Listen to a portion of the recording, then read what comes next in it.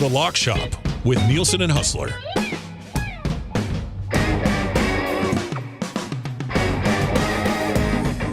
Welcome to the Lock Shop, fellow Lock Shoppers. Matt Iwanyk in for Dustin Nielson today and tomorrow. Huss will be by shortly as it's the start of Week 4 in the Canadian Football League. Edmonton Elks taking on the Winnipeg Blue Bombers. It's the battle of EST versus WST right off the bat. So a lot to get to when it comes to that game as well as the other 3 games this weekend, which all, like, I'm going to have, Huss and I are going to have to try to figure this out. Edmonton, Winnipeg, we know the lineups. We know how this is going to play out. The big question mark is Nick Dembski. He's a game-time decision for the Bombers tonight. For the most part, though, it's the same roster they had last week. It's going to be the same roster for the Edmonton Elks that they had last week. No Brady Oliveira for the Bombers again as well. Matthew Paterson, U of A product, will be in the lineup. But the other games, like, I think 5 of the 6 teams, there's a big question mark when it comes, or there's some sort of question mark when it comes to the quarterback of those games, which makes trying to figure out these games a little more difficult. And I'm going to get Huss's thoughts on that. I don't know. We'll try to maybe get to some Gold Cup talk today. If we don't, we'll get to it tomorrow here on the show as Canada's getting set to take on Guatemala on Sunday out in Minneapolis. We got the NHL Draft tomorrow. We've got who knows what's happening in the NHL, possibly 84-game season coming up here. Lots to get to once Huss joins us here. Want to remind you on the promo codes for Play Alberta with Edmonton Sports Talk. If you use EST Casino when you deposit 20 or more, you'll get a $50 casino bonus. When you deposit 20 or more and use EST Sports, that's a $50 free sports bet, or YEG50. You deposit 5 or more for a $50 free bet as well.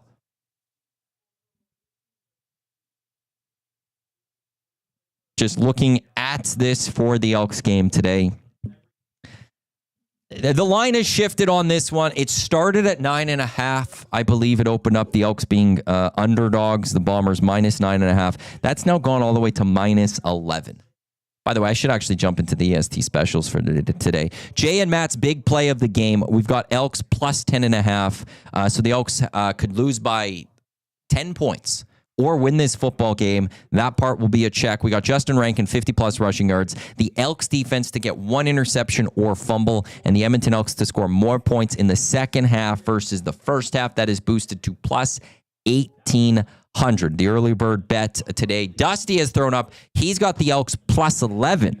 And Justin Rankin at 60-plus rushing yards. That is plus 425. If you had to Play Alberta, playalberta.ca. Download their app. Just click on EST Specials, and they are right there for you. So jump in on those when you can. This game for the Edmonton Elks, the Elks are plus 400 on the money line as well. Like, it's one where it's like, this is going to be a difficult one for the Edmonton Elks, but I don't know where I'm going on the plus. Like, here's where I am with the Elks. Like, I know this is going to be a tough game. I know this is a game on the Green and Gold post-game show later tonight with Jay and myself. Like, I have a feeling we're talking about an Edmonton Elks loss. But it's no one to care. Like, moral victories are a tough one to discuss, but this is one I'm going to be looking for the moral victories. Can this offense have a few consecutive sustained drives? I don't want a few good drives throughout the game. It's great having a good drive in the first quarter and then a great drive in the second quarter, and then maybe have 2 good drives in the fourth quarter. There's something else of having a couple, 3-4 consecutive drives that are really good, especially against this very good Winnipeg defense. If they can go out there and have a drive where, let's play this out. They drive 30 yards, get a couple of first downs, punt the ball. And then the next possession, they drive and get a field goal. And then the next possession, they drive and get another field goal. And then the next possession, they drive and get a touchdown and, walk away and, or maybe, there's some points that were scored, but you do it consecutively. That, I think, is something I want to see from the Elks offense. From the defense, I want to see a couple of good stops. I don't want, until Davis Alexander got hurt, the Elks defense didn't make a stop last week. The Owls were able to just march the ball at will. And the only reason that got close was MBT came into the lineup. So, can they go get a stop, especially early? Can they force the Bombers' offense as they come on the field for their first possession to maybe not crossing midfield or settling for a field goal? Again, I said it at the end of the hangout. The first two defensive possession or defensive series for the Elks defense this year with the BC Lions in week 1, they allowed them to march to the 1. They got the third down stop, but they allowed them to march to the 1. Last week against Montreal marched down the field, score a touchdown. In that first possession, this Elks defense just come out and have a little statement to themselves of, okay, we can maybe go stop this Winnipeg Blue Bombers team. It's going to be difficult with that. Let's head to Winnipeg right now. It is Huss on the show. Huss, how are we doing today? You ready? It's a big game day out in Winnipeg for both of our markets, but you guys being the home team. It is. I can tell you, Maddie, that it is absolutely gorgeous here in the Peg today. 25, sunny. As of yesterday, there were less than 700 tickets left for the game. So I think the Bombers are going to have their 8th or 9th straight sellout, which is phenomenal. Amazing. And it's a great day for some football. And yeah, I was just doing some stuff for WST before I jumped on here. And this is listen, I mean, the Bombers are a big home favorite. This is a game that you feel that you have to have. But I'm really intrigued as to what we see from Edmonton, because I do think, it's been well documented on this program, on Edmonton Sports Talk. There's a lot of work to be done, and it's got to start soon to start being more competitive and winning football games. We've seen the 0-9, we've seen 0-7 before. With the new ownership, the new coaching staff, you do not want it to be more of the same. And listen, will they win the football game? Probably not. I mean, what we need to do is look at the lines and see what a big underdog they are. But it's time for the Elks to be competitive, to not make a game look good with 22 points in the fourth quarter. How about being in the game in the fourth quarter? And I'll be honest, I took the Elks plus the points. I kind of think I'm expecting more from this football team. I think the line of scrimmage is going to be really, really important. We're going to see whether this revamped Edmonton defense can, well, frankly, do a little bit more to the Bomber O-line than BC was able to do in those first two games. So, listen, early on in the season, but it is a big game. Every game is big right now for Edmonton as they try to pull themselves out of where they've been for the last few years. And for the Bombers, they had to wait the first week, but it's been a nice start. Now it's time to keep it rolling against a divisional opponent. Yeah, it's actually one of the more disappointing parts, and I haven't talked about it enough here on the airwaves, but the Elks defensive line actually has been a bit of a disappointment this year. They have 3 members from the Argos defensive line and the defensive line coach that came here, and I thought there wouldn't be a growing pains. Like they know each other. They know that the chemistry should be there. And so far through 2 games, they only have 1 sack. And in the first game out in BC, they just couldn't get to Nathan Rourke. And last week, I think it was on MBT. I don't think they got to Davis Alexander with that sack. So they really need a big step up. Because that was supposed to be at least one of the early bright spots I would have had for the defense. Last week for the Bombers, we saw the first look. Like the first win was Chris Strevler against the BC Lions. Last week we saw Zach Collaros with his first game. How do you think that the offense ran last weekend and how that team looked with Zach Collaros' first game, who now naturally shakes off the offseason rust? He got that game, and you would expect him to be a little bit better even tonight. Yeah, I mean, I think the offense was pretty good. I mean, listen, they got the football. They went down. Zach was 7 for 7. They put it in the end zone. I mean, that's the way you want to start a football game. Yep. They certainly did that. Listen, there's a couple throws that he'd like to have back. One into double coverage that got picked off. One an underthrow and a deep ball to Nick Dembski that, you would like to take care of the football better, although it ended up being basically just a long punt. But like Mike O'Shea said afterwards, I mean, listen, you'll take the win. You're happy with it. Very important against a team like BC to win the season series right off the bat and have that in your back pocket. But I do think that, the hope is that with Zach Collaros, being in practice and getting some reps, they'll be a little bit more efficient. What could be complicating things tonight, we won't really know until tonight's game, is whether Nick Dembski's good to go. He has been, I guess he got 73 straight games with a catch we were talking about earlier, but he's been listed as a game time decision. And if he is not in there, he's always been a real favorite target of Zach's. Although ironically, he had a much bigger game in the first week playing with Chris Strebler than he did with Zach Collaros last week. I think they just want to, kind of limit those mistakes. And once again, going back to the line of scrimmage, I mean, the performance of the run game in the first game against BC with Brady Oliveira being out was a real eye-opener. I think we saw a little bit of regression to the mean in the last time. So it does put a little bit more on the quarterback to get out there and move the football. But that's what Zach likes to do. And Jason Hogan, sort of funny. I mean, Jason Hogan was the running backs coach. He's now the OC from, working under Buck Pierce all that time, goes out and, puts together a game plan that showed both running, passing, versatility, even a big man touchdown against his old boss. I don't know whether there was some ill will there, or he was trying to really stick it to him or what. But we've seen a pretty balanced attack from the Winnipeg Blue Bombers. They're always going to try and run the football, and they love to be in 2nd and 4 all night long. We'll see whether the Edmonton defense can prevent that, make Zach, drop back in more 2nd and long situations, and try and get the football back on the other side. The problem with that is for the Elks is they've actually done a pretty good job this year defensively, enforcing 2nd and longs. They have not done a good job of stopping 2nd and longs. Week 1 out in BC, it was 62% BC converted 2nd and longs. Last weekend they struggled with the Elks offense drove down the field, got a field goal to start that game. The defense comes on the field. It was 2nd and 10. They got a stop on 1st down. It was 2nd and 10, a chance to early send the Als offense off the field, put their offense back on the field, up 3-0, gave up a big conversion on 2nd and 10. This is a team that actually struggles right now mightily. They're a better 1st down team than they are a 2nd down team. And it's not good because it's 2nd and longs that they are struggling with.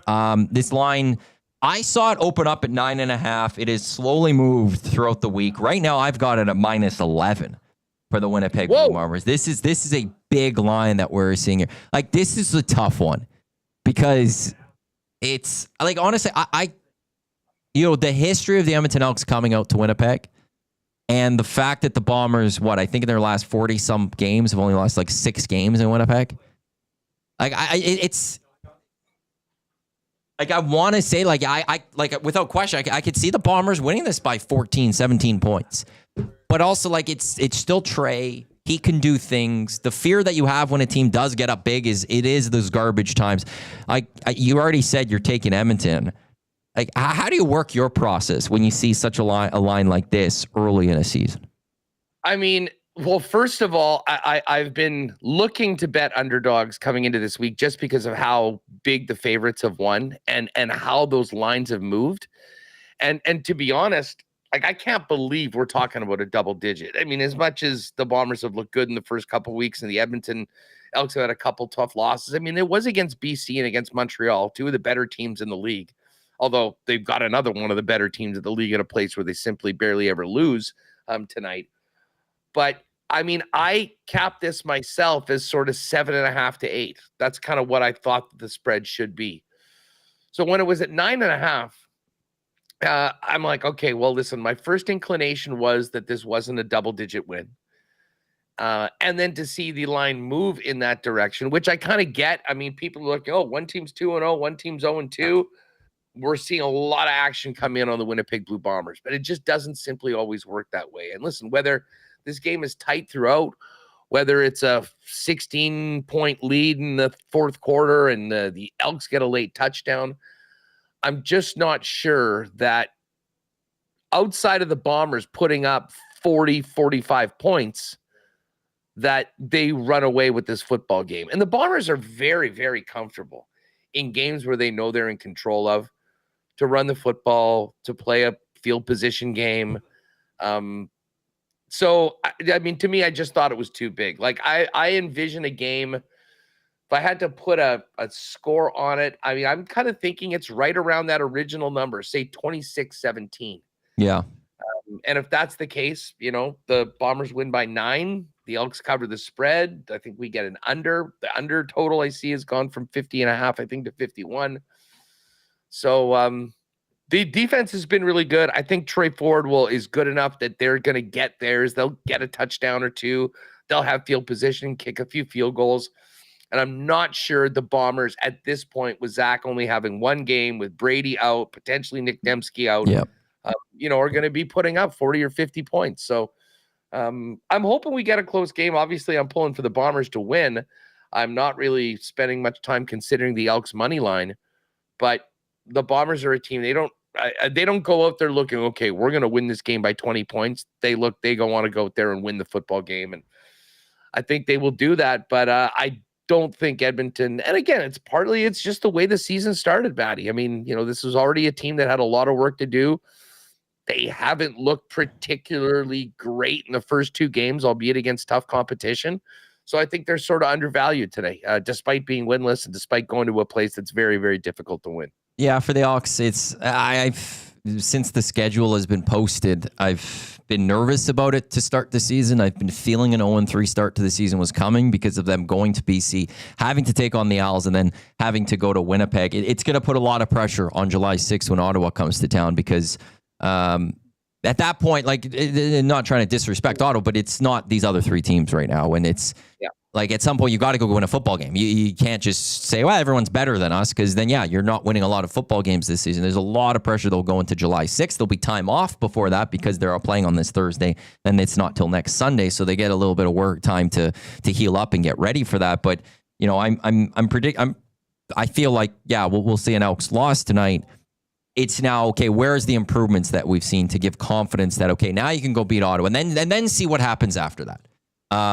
Because you drop this one, and then if you dropped Ottawa 0-4, then that's where we've seen the last few seasons here in Edmonton. The snowball effect happens, and it's 0-7, 0-9, all of that. And then, okay, they can maybe make it close by winning some games in August, September, but you've put yourself so far behind the eight ball to start that you are in a tough spot. So it's going to be very important for this Edmonton Elks team to come out and, defensively show that they can make a few stops, but also offensively show that they can move that ball. And it's not just Trey's legs that's moving the ball, or not just late in a game that they're moving the ball, that they could do it against a good. If they can move the ball against Winnipeg defense, the confidence should just go up because it's the Winnipeg defense you did it against. And then they were looking very good. And one other thing that I didn't mention that, to be honest, was a big part of where I thought the line should be, is also the fact that the Bombers are on a really short week. I mean, they played on the West Coast on Saturday, came back at a couple days off, basically practiced, did a walkthrough, and now they're playing again tonight. So, and history will tell us that is significant when a team has a couple extra days of preparation, of rest, that can be an advantage. I'm just looking at the Elks schedule here, and you're not kidding. Like that game next Sunday at Commonwealth against Ottawa is a huge, huge game for the franchise. Because the following week you're hosting BC, another great opportunity to win one at home, but a difficult opponent that, you've already lost to. And then you have to go to Saskatchewan. It's funny. I'm not worried about that one. No, they have a history of going. Trey has a history of going and playing well in Saskatchewan. It's not a disrespect to Saskatchewan. There's just something about Trey in Saskatchewan. The two times he's played there has been brilliant. And then what do they got? They got Hamilton home. They travel to Montreal, home to the Argos, at the Redblacks, and then you're getting into the home and home against Calgary. But listen, there's no there's no free space on the bingo card right now for the Elks. So, tonight's a night that I think they need to, a good start for them, taking advantage of the fact that Winnipeg's on that short week, I think will be big to keep them in the football game. And then, let's see Trey Ford move the football and not make those big mistakes. I mean, if you look back at his history against Winnipeg, Matty, there's been some big time plays from Trey Ford. Yep. But there's also been, the lack of ball security that, sometimes can really doom a team. And, if they can keep their turnovers to a minimum, not give them, when you look back at last week against BC, pretty close game. If you take out that backwards pass by Masoli that got muffed and Jamal Parker took it in the end zone. The first quarter in that game was bizarre. I don't know if you caught it, but there was only 2 possessions in the first quarter. That never happens in the Canadian Football League. Bombers took it all the way and scored a touchdown. BC took it all the way, got stopped, 3 points, and we're already in the second quarter. So I mean, when we look at this matchup between these two teams, there's a few things that Edmonton is really going to have to step up and do better. The defensive line going up against the Bomber O-line is absolutely at the top of that list. And then for the quarterback, I mean, he needs to show that he is, not just a starter that can end up on the highlight reels, but also a guy that can help you manage a football game, stay in it, and give your team a chance to win. And I think that would be good for Edmonton. But, as I say, it is a tall task as a big dog coming into Princess Auto Stadium in front of a full house on a beautiful night here in the Peg. And the other thing to add, just for those with the Elks, David Beard center on the 6th game. So Mark Cordy will slide back over to center. He's been the center for the last few years for this team. Mark Evans III will slot in at left guard. He struggled when he filled in for Brett Boyko at the right tackle position out in BC, but the guard position a little bit different than the tackle, so hopefully he can have a better game. Okay, moving on to the other 3 games. I find this an interesting one going in to make picks because weirdly enough, there's a lot of quarterback question marks in all these games. Montreal, it looks like Davis Alexander won't be good to go, but Jason Moss hasn't officially ruled that out and said, that even last year, there's, I think, a point where he didn't practice all week and then he played. The Ticats, they have their quarterback in Bo Levi. BC, is it Nathan Rourke or is it Jeremiah Mazzoli? Nathan Rourke was limited the last couple of days. The Riders, what's up with Trevor Harris? You got potentially concussion protocol. He might not be good to go. And then you go Toronto. Okay, Chad Kelly's still not ready to go. It looks like it might not be, or is it Drew Brown? Is it like who's going to be the starting quarterback for the Ottawa Redblacks? This is an interesting one, trying to figure out how I want to go this week. But let's start Montreal and Hamilton. It's the Owls -2 on this one. If it's MBT, which it kind of maybe looks like it's heading towards, does this open the door for the Hamilton Tiger Cats to maybe go snag a victory against these Owls, who I think are going to have to, this is their 3rd straight road game. Oh, yeah, that's right, because they started. They were in Ottawa, weren't they? Yeah, they were in Ottawa. In Edmonton. Interesting. I mean, listen, the Montreal bet doesn't feel as good with MBT in over Davis Alexander, but I still think that they can win with MBT. I mean, to me, Montreal is a really deep, well-rounded, well-coached team. And Jason Moss is so funny. Even though they won last week, I think the fact that they gave up all those points in the 4th quarter and they narrowly missed a crazy backdoor cover, I think that's sort of, it's put him in a Jason Moss mood, if you will, through practice this week. I think they'll be focused and they'll be ready to go. Hamilton, I mean, there's some Elks to them in that, there's a lot of talent in that room. They had a terrible start last year. They turned it around in the second half, but it just wasn't enough. And they're staring another 0-for start in the face. So I think if I was going to take any of the, I was going to go back on any of the picks that I made earlier this week that I put in, this might be the one. But I think I still like Montreal as a 2-point favorite. And here's the one thing. MBT came in and it seemed like he was trying to do everything at once the second he got in. He'll have been practicing this week. If he is the starter, they'll have a game plan. He won't be rushed. He won't feel like he has to throw for a touchdown on every play. I think he can manage the game and move forward and kind of really establish himself as a good 1B option to Davis Alexander. Listen, I think with Bo and the weapons that they have, we're waiting for them to break out. If they were playing anybody else other than Montreal, I think I'd feel better about their chances to win this football game.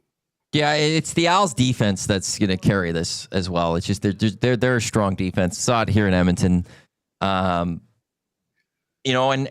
Bo and that Hamilton offense hasn't exactly got off to that great start everyone thought. Kenny Lawler coming in. What is also going to hurt the Hamilton Tiger Cats is it looks like Greg Bell is not going to be good to go for this game.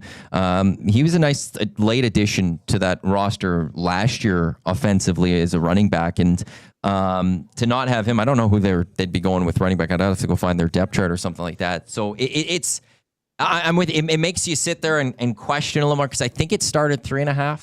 The Owls this week. I think that's kind of where it opened up. So it's dropped a bit, which makes sense, again, with no Davis Alexander, MBT. And now that's probably what, Initially, I would have thought that if Davis Alexander, that's like a -6 or something spread to start the week. I think they knew that, okay, there's question marks coming, so how's this going to play out? Do you go if like, because I'm looking at eventually a lock shot parlay here, and I think just with where that line is with Elks Bombers, I kind of just want to leave that one out completely. Well, and it's the game tonight too. So if you put it on, it's basically done. So if you want to just take those the weekend games, and put it together. I feel like Al's money line, just screw the points, just take them straight up on a money line. Yeah. I mean, listen, it's a 2-point spread. Yeah. And listen, this could be a very close game. I mean, I think there's something to be said for that. I mean, what are you thinking about? Because I mean, you could do a money line parlay depending on what you're thinking about the other games are. Like, what do we think about BC's ability to win in Saskatchewan? Well, I'll say this right now, just again with the reports that we're getting and the injury reports, and we'll get a little more later today. From the third day of practices, you've got the Riders as the 3-point favorites in this one. There is question marks about Trevor Harris with a concussion program. I mean, the moment you hear concussion protocol type thing, it's like, oh, okay. And Jake Maier, to me that trends more to Jake Maier. When I look at the Riders' injury report so far through 2 games, he hasn't practiced at all, Trevor Harris. And then I go look at the BC Lions and I look at their injury report. And Nathan Rourke limited. And Blake Price from Vancouver was on our Reed and Jay show yesterday to talk the Kane deal. But they asked about Mazzoli and Rourke. And I guess it was like 50-50 balls on that first day of practice. If Nathan Rourke in the first day of practice is throwing 50-50, I think it's trending towards maybe Nathan Rourke's playing. That I feel like the moment they announce Nathan Rourke's playing, this line's moving. Especially if Trevor Harris is out, that I feel like jumping on the the money line's plus 120 for the Lions right now. I feel like jumping on that one a little bit early and locking that in a bit is probably the way to go before the news of practice later today kind of comes out. Where are you feeling on that? Hey, I was on BC to start off the week. And again, it was a big spread. It was like 5.5, 6. Yeah, it was very surprising to see that, actually. But I mean, like, let's face it. Look at the way the lines moved. That means that I think they're thinking that Nathan Rourke is probably playing, and it's added to the fact of this uncertainty about Trevor Harris that he might be out. So, I mean, BC coming off 2 tough losses is a huge divisional game for them, considering where Winnipeg and where Saskatchewan are right now in the standings. So yeah, I'm with you. I'm with you on BC. I mean, I think there's enough value there right now, and that if we did get in on it right now, and it does turn out that it's Jake Maier. Listen, Jake Maier's a fine backup quarterback, I guess, but to me, BC has a big advantage on that. And to me, I think BC is right there with Saskatchewan and could easily win this football game. Well, it's even to me, it's not as much about Trevor Harris. It's the Nathan Rourke. The Bombers have it figured out with Nathan Rourke. That defense and that team, they know how to handle Nathan Rourke. I don't know how many other teams though can handle Nathan Rourke right now. And even if Trevor Harris is in that lineup, I know what I saw of Nathan Rourke against Edmonton.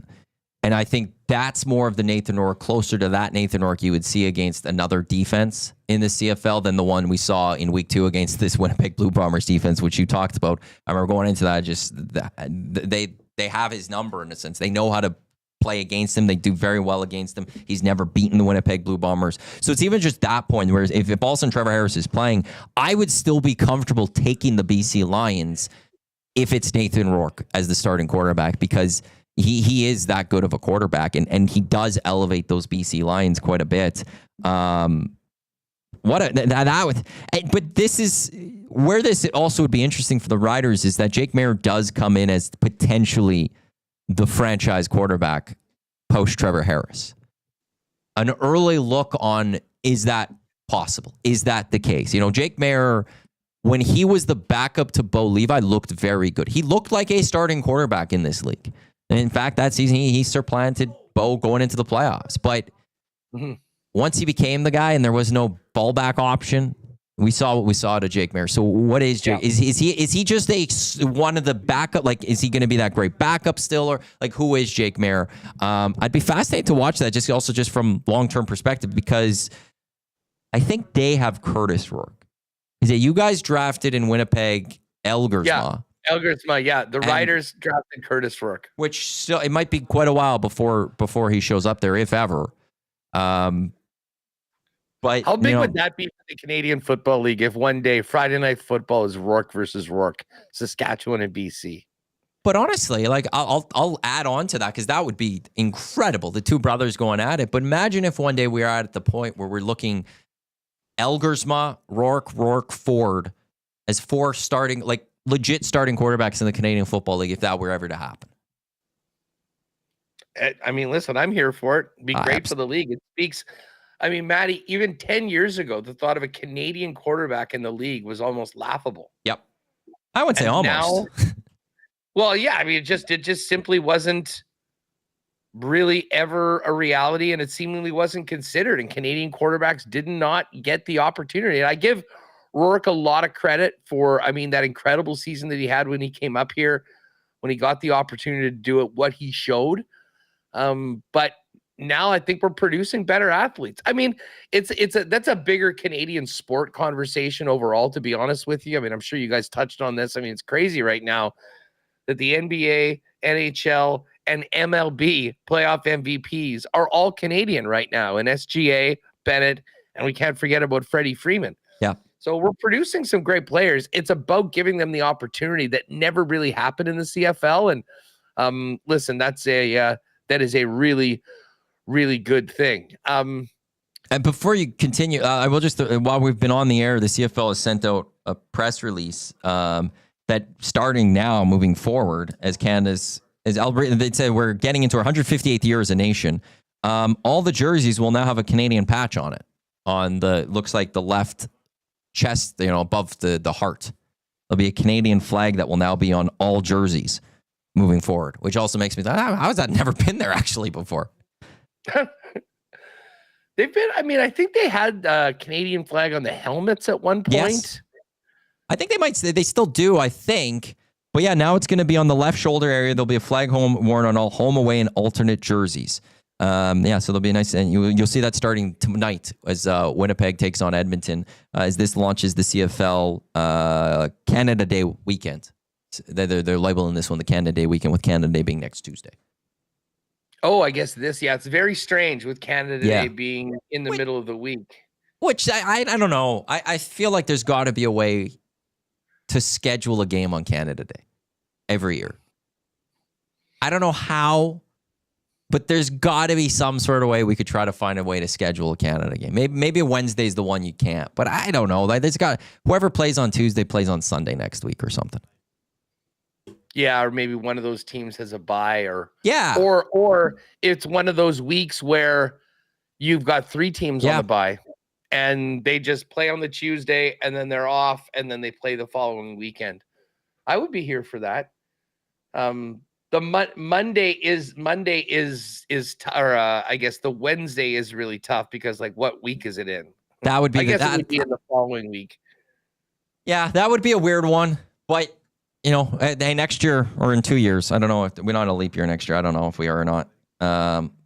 It's nice when there can be a game on Canada Day. So the Thursday, Friday, Saturday, Sunday, it is a lot of fun. Okay, so we like the Owls on the money line. We like the Lions against the Riders, especially if things are trending the way they are with Rourke coming in and maybe no Trevor Harris. The Toronto Argonauts. Ryan Dinwiddie was not happy after last week's loss. He was very frustrated. They have not looked good to start this season. They are also, though, having Nick Arbuckle as their starting quarterback, who is not Chad Kelly. Chad Kelly doesn't look like he's going to be ready to go. In Ottawa, this from 47 minutes ago, Drew Brown was in pads throwing passes on the sidelines, but Dustin Crum continues to take first-team reps for the Redblacks. So it's kind of trending towards Dustin Crum being the starter and Drew Brown not ready to go. In this game, the Redblacks are minus 2.5 point favorites against the Argonauts. What have you made of these two teams, of what you have been able to see through the first few weeks this season? Well, I mean, Ottawa has has had 3 different games and 3 different starting quarterbacks. Obviously, they got a result last week in Calgary, but I don't know how much we can take from that game, considering it was played in a monsoon. It wasn't like 4 degrees or something. I mean, There was snow south of Calgary. That is crazy. That Alberta weather, man, it is so bizarre how that can happen, and then it can be 25 the next day, and as if nothing ever. You could experience almost 4 seasons in a day. It's incredible. Well, so again, I don't take too much other than the fact that Crum came up and was able to help his team win a football game. My big takeaway is from Toronto, and the way they lost that game, coming back, hitting the touchdown late. Thank God they hit that 2-pointer, or else we wouldn't have had any chance of covering the spread, because it would have been a 2-point game, and that would have been it. And then, I mean, 11 players on the field and give up a kick return touchdown. I mean, you want to talk about embarrassing? That is tough. Even the Elks haven't done that the last few years in some of their losses. No, that was laughable, and that's not the level that you expect from a championship team like the Toronto Argonauts. And listen, Dinwiddie was very animated afterwards. That simply was not going to cut it. And telling you right now, I made this pick earlier this week. It doesn't really matter to me who is playing at the quarterback position. I think the Argos get the win this week. Do you? I know Ottawa's coming back and they'll be playing at home, and I think they feel a little bit better that they got the win.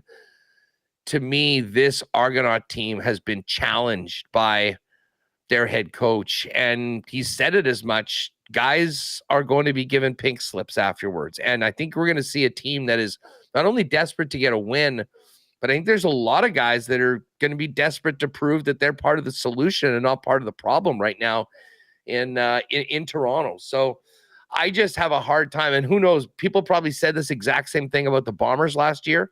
I have a hard time wrapping my head around the Toronto Argonauts starting off at 0-4. If they were playing Montreal, maybe I'd be on the Montreal side. Winnipeg, okay. But to me, Ottawa is not listen, it's a team that Toronto certainly can beat. And I think that the headspace they are going to be in going into this game is going to give them a leg up. Certainly, like, what Ryan Dinwiddie does from a game planning perspective. And to be honest, I think Nick Arbuckle, as sketchy as it was, putting up only 10 points in week 1, I think that has been progressing. And, they put up 32 last week. I think they'll be able to get it done. So I do like the Argos as an underdog in that game. See, I'm on the flip side of this one. The Argos are a team that a lot of changes defensively, but they also offensively, like, I'm not sold on Nick Arbuckle. I saw him here in Edmonton for a few games. He's bounced around. He's actually, I'm actually surprised at how well he played in that Grey Cup game last year, because that's not who Nick Arbuckle is. He had the only, like, the game he had in the moment that he needed it. But beyond that, this is a guy that does struggle a lot, and I don't have confidence in moving a ball. And what doesn't help is, for whatever reasons they felt this was necessary, and probably cap reasons, probably some arrogance reasons, because they believe that they know how to do this, and it's still, they haven't been able to get out of it, but they don't have a run game. Losing Kadeem Carey, they cut Kevin Brown, didn't go well. That they brought Kevin Brown back, but Kevin Brown hasn't been getting going, and they don't, like, to me, the fact that their offense doesn't have that run attack, it forces Nick Arbuckle to have to throw. And that just scares me. I just have a tough time betting on Nick Arbuckle to be able to move a ball down the field. And in the end, even if it is Dustin Crum, like, he still has Justin Hardy. He still has Geno Lewis, that I feel like they could move that ball. So, like, this is one where I can't bet on Nick Arbuckle. I can't bet on Grey him Cup as MVP. I know he had the one game he needed to, though. Unfortunately for you guys, that was the one you didn't want. Yeah, most of us. I'm like, what do you mean? Why is everyone all over Nick Arbuckle? I've seen first and up close and personal what he can do. I mean, listen, I totally see how, in a lot of ways, based on the quarterback, I mean, if you're just going to make a bet, you might want to wait till a little more clarity when it comes to the quarterback position. If anything, this is a bet on Dinwiddie to figure it out this week and get the most out of his guys that be coming through. I mean, what do you think? They need Chad Kelly back bad. That's the highest total of the week at 52.5. And see, so that says that their thing in the defenses aren't going to show up.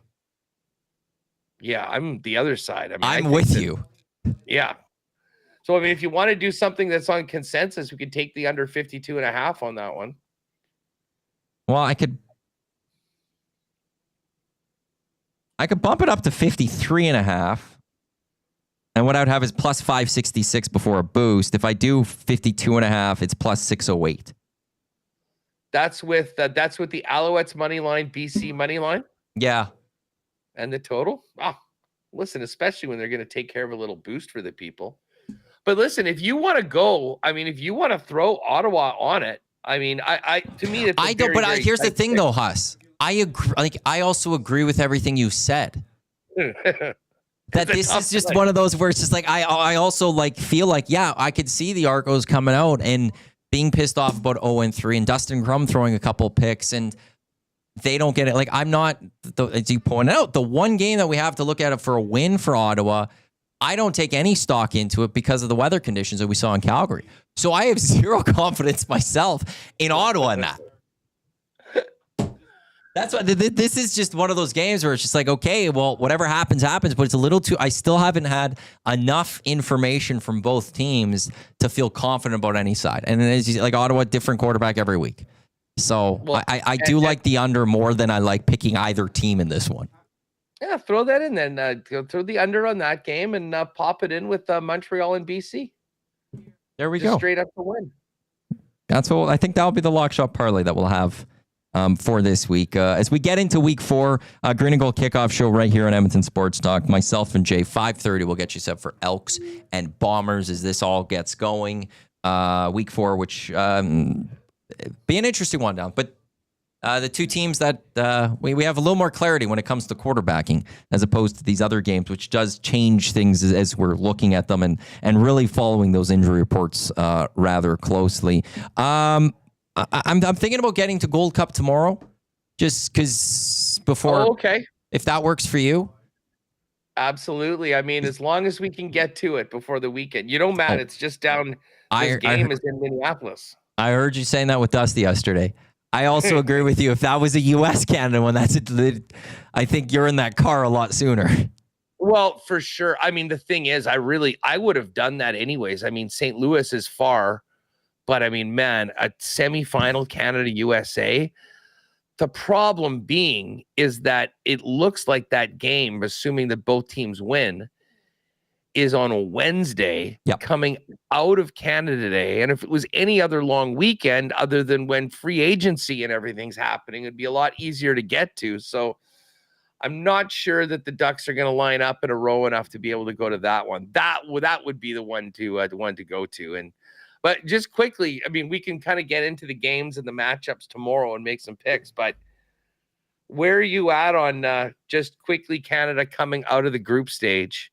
Like, I hated the game. I hated game 2, and I didn't like our roster, like the guys that we played. But just quick takeaways from the last game when they won 2-0. El Salvador, CONCACAF is a joke. Can I just quickly say that CONCACAF? The more I watch, and I'd already heard people that pay attention kind of say this. And I'm like, oh, okay, what? It is the if the top levels and the top organizations are sort of boxing, MMA, CONCACAF is back alley brawling.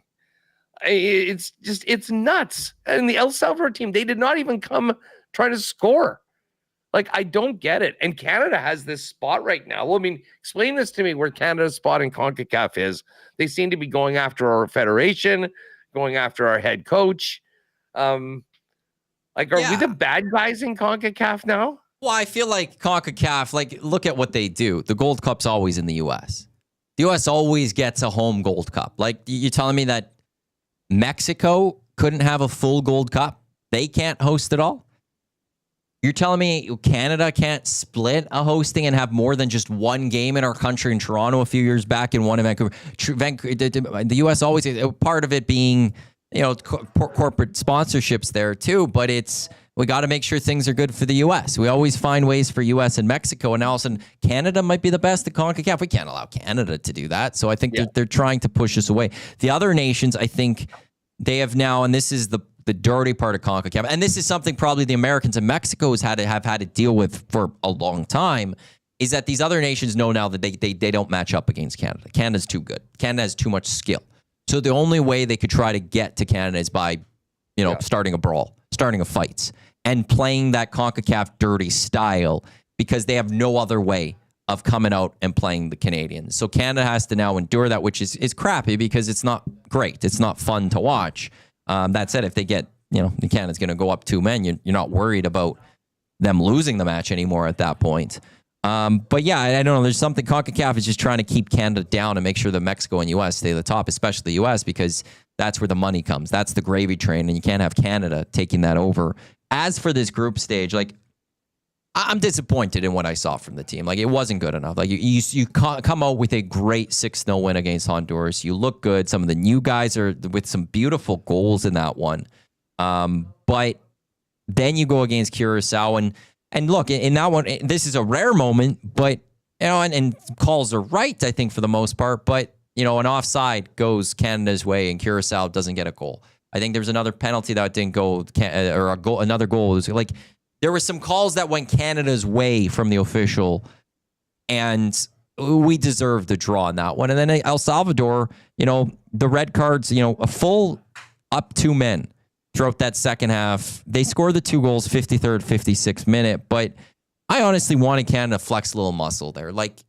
With what happened on the Saturday against Curacao, and with how that first half did go prior to the red cards, I kind of wanted Canada to show that, no, we could still go. And I was hoping that they would score a few more goals, and I was not going to hurt any here. And it makes a good point that when you're down to 9 men, you're just going to load the box, and it's going to be harder to get the opportunities. But still, you're up 2 men.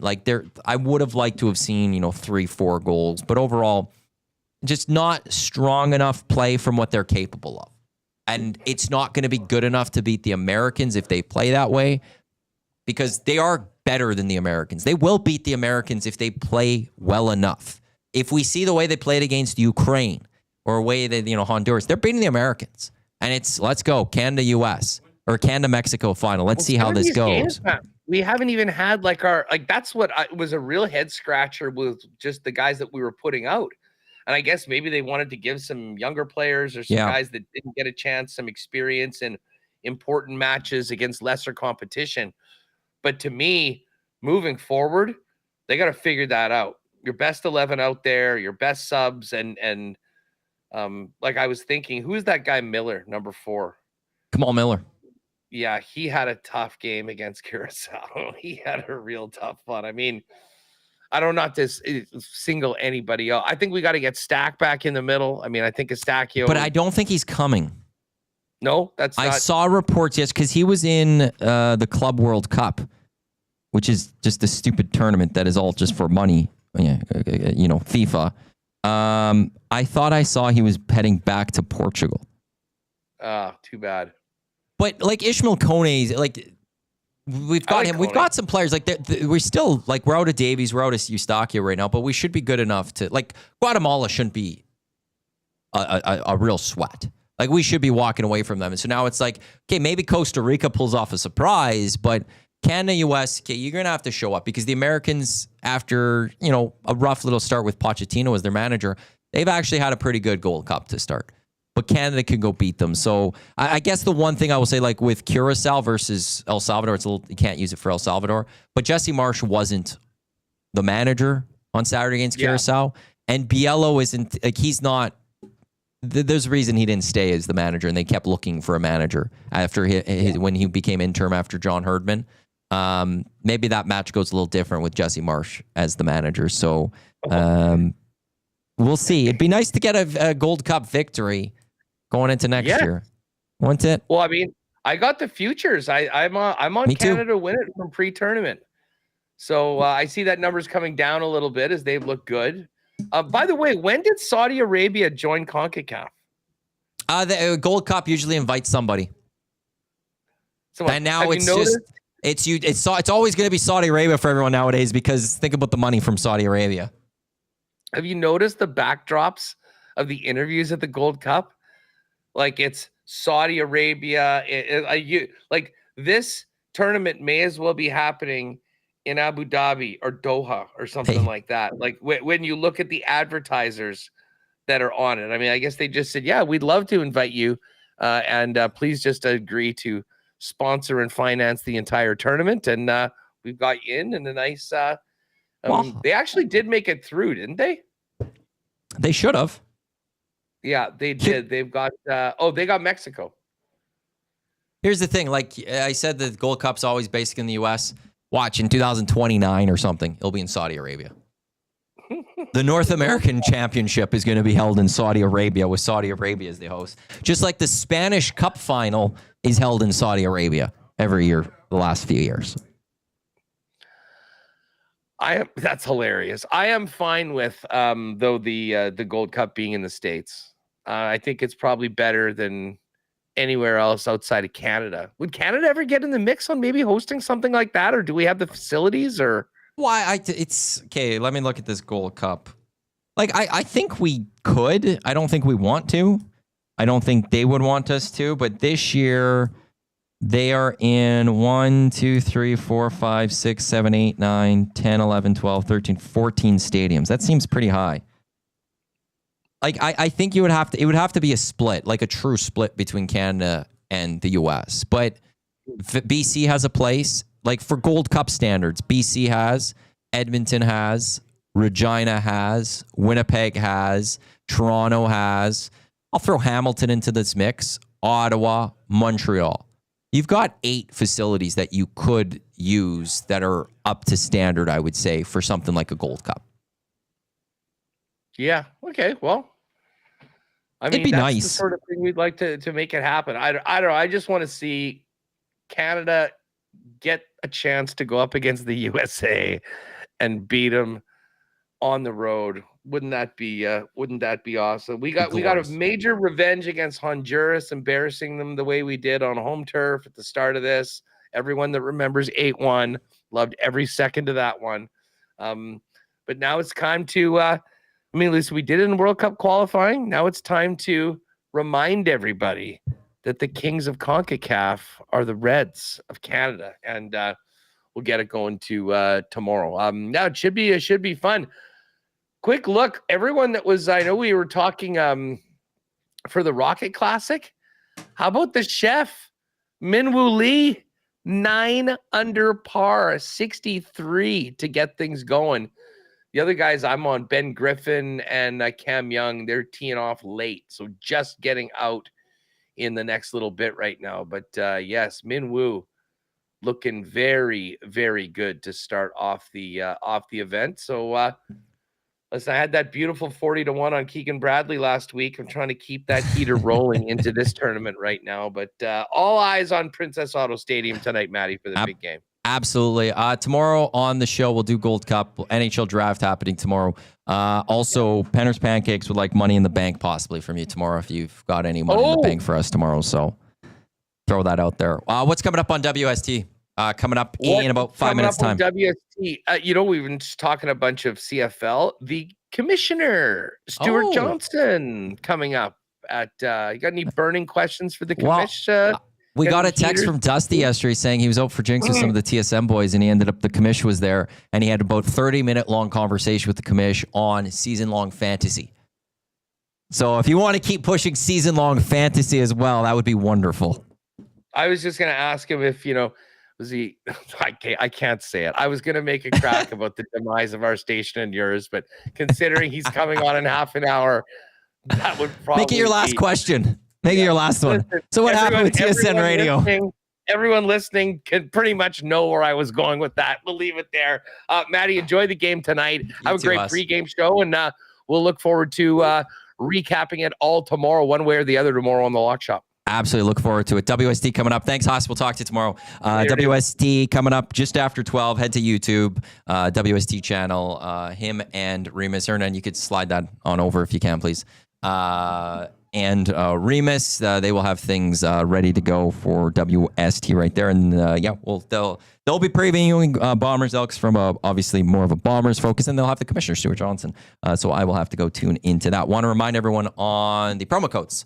With EST and Play Alberta. EST Casino, when you deposit 50 or when you deposit 20 or more, will get you a $50 casino bonus. EST Sports, when you deposit 20 or more, you get a $50 free sports bet. And YEG 50, when you deposit 5 more, you'll get a $50 free bonus. I am seeing the text, and I've just noticed it too on Jay and Matt's big play of the day. So I will, after this show, get in chat with Play Alberta to see what's going on with that one. Because the big play, they should be Elks plus 10.5, Justin Rankin 50 plus rushing yards, Elk defense to get 1+ interception or fumble. And the Elks have more points in the second half versus the first half. So I'm going to go talk to Play Alberta about that as soon as this is done. Coming up, it is Two Guys and a Goalie, Jay, Gager, Cass. We've got EST Afternoons, Hernan and Gager. We've got Reed Wilkins Show with Jay Mill until 5:30, and then Green and Gold kickoff and post-game shows for you. Coming up at 5:30, the pregame show is Jay and I will get you set for Elks and Bombers. Thanks for tuning in to the Lock Shop. On behalf of Haas, I am Matt. Enjoy the rest of your day. I will talk to you and the Green and Gold kickoff show later today. Two Guys and Goalie coming up next.